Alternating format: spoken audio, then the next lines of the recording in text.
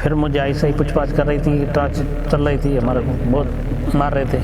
6 महीने के बाद में हमारे को उसने आर्मी के हवाले किया।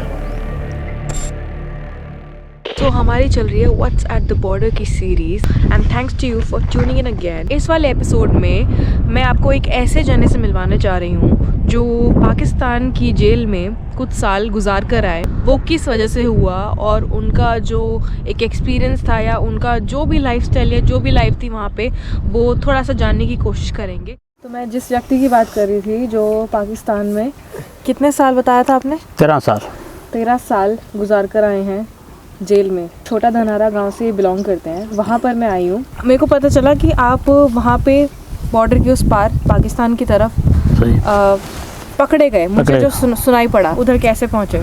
बस हम गए थे, इसे पकड़ गया बॉर्डर से पार करके। सुबह 2008 में गया था, 8वें महीने में 26 तारीख थी। तो मैंने सुबह उधर गया, सुबह 8 का 9 का टाइम था, मुझे बिच्छू काटा। कहानी का एक मिसिंग पीस है जो इस्माइल जी ने कैमरा पे नहीं बताया। वो आखिर बॉर्डर के पास कैसे पहुंचे? उन्होंने मुझे बताया था कि वो एक बिच्छू के काटने से वहीं बॉर्डर के पास बेहोश हो गए थे जब वो मवेशियों को चराने लेके गए थे। अगली सुबह वो बेहोशी की हालत में उठे और अपनी दिशा भटक गए और बॉर्डर पार पहुंच गए। सुबह मुझे पकड़ा लिया उसने, रेंजर ने बॉर्डर में पकड़ा, बिच्छू काटा था। गाँव वालों बंधुओं ने पकड़ाया, फिर मुझे पाकिस्तान की तरफ पाकिस्तान गाँव सदवी गाँव है। फिर 3 दिन हमारे को डिप्ली में रखा था, मेरे को एडमिट किया था हैदराबाद में। हमारे को 2 दिन उस रखा उसने, रेंजर वालों ने। फिर उसने दे दिया ISI को। फिर मुझे ISI पूछताछ कर रही थी, ट्रांच चल रही थी, हमारे को बहुत मार रहे थे। 6 महीने के बाद में हमारे को उसने आर्मी के हवाले किया। उसमें हम 3 साल रहा।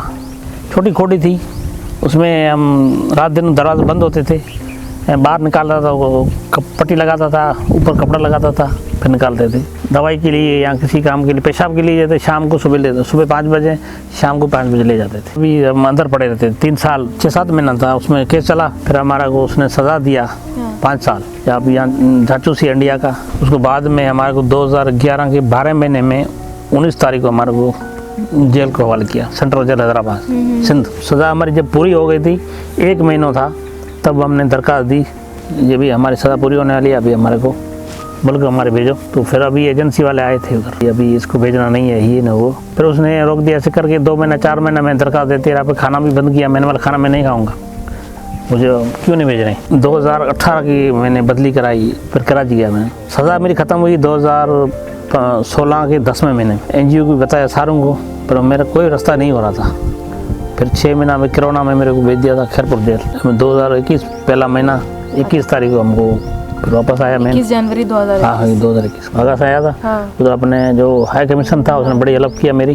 का पहला कदम इंडिया में पड़ा, दिमाग में क्या चल रहा था? इंडिया की जब BSF देखी तो बड़ी खुशी हो रही थी मेरे को। मेरे को नई ज़िंदगी आज मिली है, नई जिंदगी। हाँ, नया जन्म आज। पता नहीं था मैं आऊँगा नहीं आऊँगा मुल्क में। सवाल पूछना बड़ा बेकार होगा कि आपके घर वालों को कैसा लगा होगा, लेकिन क्या हालात थे उस टाइम घर पर? घर पर हालात थी बहुत, उनको तकलीफ। अभी पता नहीं था घर वालों को, अगर आएगा नहीं। पंजाब पुलिस को हवाले किया तो उससे मेरा नंबर याद था जो अभी है मेरे पास, वो नंबर उसको मैंने कॉल किया। घर वालों को, मेरा लड़का था बड़ा, फिर अभी उसको बहुत खुशी हो गई। आपको गुस्सा है किसी भी तरह का किसी पर? अभी तो मैंने 13 साल निकाला है, अभी इधर हमारी कोई हेल्प नहीं हुई है। मतलब ऐसे किस्सों के बाद जिनके साथ बीतती है उनको एक होती है ना एक्सेप्टेंस, अपनाना, इज्जत और जो मदद। सही बात, मदद। क्योंकि आपका काफी कुछ नुकसान हुआ। नुकसान बहुत हुआ। 13 साल मैंने छोटा बच्चे थे। कभी आपके एरिया में कोई ऐसा उधर का इधर पकड़ा गया हो, पाकिस्तान का कोई इंडिया में? नहीं, पहले पकड़े थे 20-21 साल पहले कर रहे हो। तो उसने ड्यूटी अपने वो भी उसने देखा तो उनको भी बॉर्डर पर पुलिस वो मारती है, रेंजर। दिमाग हिल जाता है ऐसे किस्सों के बाद ना। आपका कैसा, मतलब वो ठीक रहा है नहीं? अभी मेरी पूरी जिंदगी पड़ी है। सही बात है। वो तो मेरे को तो मैंने फिर घर का नहीं सोच रहा था, हिम्मत नहीं आ रहा मैंने। तो जेल में जब गया तो फिर अभी हमने अपना काम जो मोती वाला कर रहा था वो काम कर रहा था। फिर हमने घर वाला सोचा भी नहीं।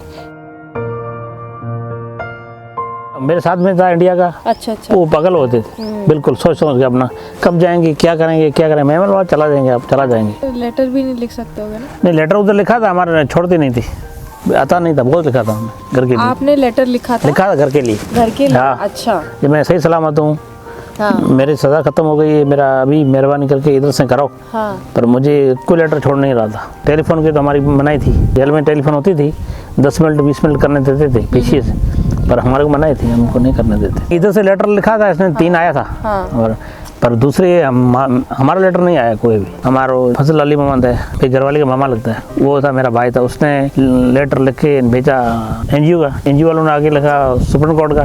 4.5 साल हमारी सज़ा पूरी हो गई, फिर भी नहीं छोड़ा था। उनसे बात कर कर मुझे रियलाइज हुआ कि बॉर्डर के पास रहने वाले लोगों को इस अंतर्राष्ट्रीय सीमा की फिजिकल प्रेजेंस का शायद ही कभी बहुत बड़ा तरीके से अंदाजा होता होगा, क्योंकि बचपन से लेके जवानी तक, बुढ़ापे तक पूरा समय उनका उसी एरिया में निकल जाता है, और ऐसी भूल और नाअंदाजी अक्सर उन पर भारी पड़ जाती है। ये जो जेल में बैठ के इन्होंने पेन बनाए थे और इन पेन्स पे इनके दोस्तों के नाम है, मतलब कहीं ना कहीं इनके मन में उम्मीद थी कि ये अपने देश वापस तो जाएंगे, और वो उम्मीद ही शायद काम कर गई, और आप यहाँ पर अब हमारे साथ हैं। ये रखो आप। मैं रखूं? मेरा नाम नहीं लिखा है इसमें। अगले एपिसोड में हम चलने वाले हैं गुजरात के एक घोस्ट टाउन में। ऐसा इसे बोला जाता है, लेकिन असल में वहाँ पे लोग रहते हैं।